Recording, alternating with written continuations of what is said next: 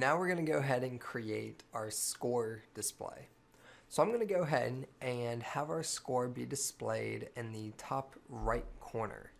So to do that, what I'm going to do is I want to right click my canvas, go to UI, and I want to create a text element. This will create a text game object that has a text component. And you'll see it in the center of your screen. It's a little dark. Go ahead and make it white by dragging the color palette all the way to the top left. And we can go ahead and reposition this in the top right here. Now this also leads me to a very important topic here I want to touch on is anchoring. For instance, watch what happens when I scale this. I want my lives and my text to be anchored to the corners.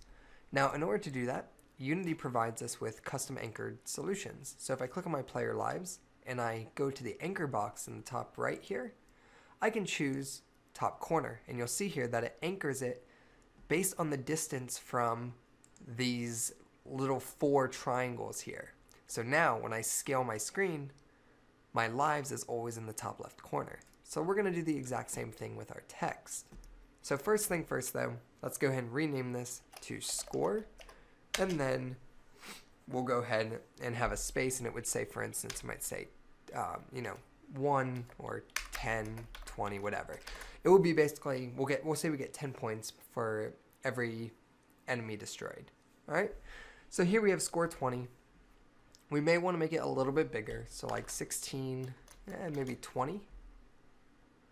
And I think everything else is pretty good. I'll set my alignment to center. And I want it to set to overflow. Now the reason why I want to do overflow is because say I get to about, say I got to say 2,000 points, right? Here's what would happen if I did that. Eventually, it's going to wrap. So this is like 20 million points, but eventually it's going to wrap and you can't see the score anymore. So by using overflow instead of wrap for the horizontal overflow, I can now see my whole score. So we'll set that back to 20. Alrighty, now let's go ahead and rename this as well to score. And then I want to reposition it to be pretty even, a good amount of spacing. I'd say I'm happy with it about right here. Yeah, I'd say I'm pretty happy with that. So what I want to do now is I want to anchor it to the top right. So I'm going to go to this anchor selection menu and do top right. Now, you can see here when I change the scale of my screen, all of my UI elements are anchored to those positions. Okay, so we have our score set to 20. Let's go ahead and actually move that more to the left just to give it some breathing room. Okay, here we go. So we got our score set to 20 down over there. And now we can go ahead and actually create the logic for updating this number. So already you should be able to visualize the behavior that we want. When we destroy an enemy, right before destroying the enemy, we're going to say to the UI manager, hey, I've been destroyed. Go ahead and add 10 to the current score. And to do that, we're going to be updating this text here. So right now it says score 20. We would change it to say score 30, score 40, and so forth. And we're going to be doing that dynamically, which means we're going to be affecting and working with this text component. So let's go ahead and save our scene here, in case we haven't done that recently. And let's go ahead and open up our UI manager. Now, how do I know what the current score of the game is? And how do I know that when we destroy an enemy, how many points I get? Well, that's just it. That doesn't exist yet. There is no score. So we need a variable that's going to create the ability for us to have a score system. Now, for me personally, it makes sense to have the score in the UI manager because it gets updated here. And remember, we don't want to communicate with the player or the enemies.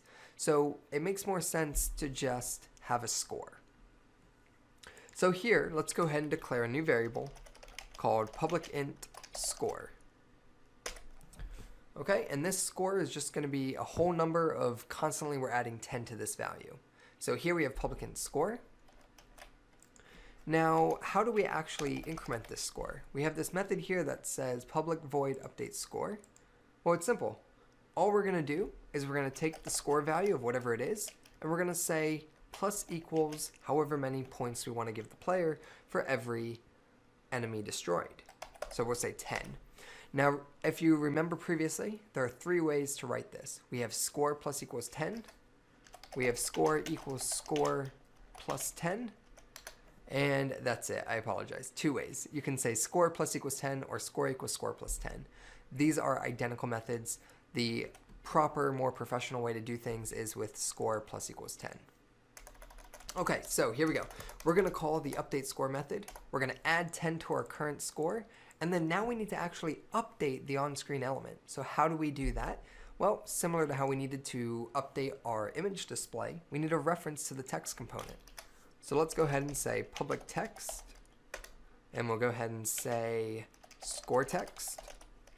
We'll save our script. We'll save our script. We'll head back into Unity, click on your score, or more so your canvas, and you'll see here it's looking for a text object.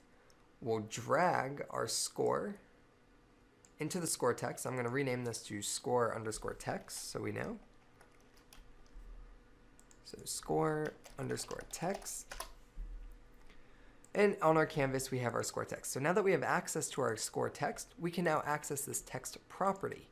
So here, what we're going to do is we are going to change that value. So we're going to get the current score text, which is score text, which is our variable that holds that text component. We say dot text, and then we can go ahead and reassign it to a new string just like this. So the new string is going to be score with a colon, space, and then we'll append the current score. As simple as that. Now all we have to do is go ahead and actually call this update score method, which we'll go ahead and call that from the enemy right before it gets destroyed. So let's go ahead and let's hop over to our enemy script. And we need to create a handle to our UI manager component. And then we need to access it and call the update score right before the enemy dies. So actually, I would like you to go ahead and complete that as a challenge. Go ahead in the enemy script. You need to get a reference and a handle to the UI manager component. And then I want you to go ahead and update the score when the enemy dies. I'll see you in the challenge review.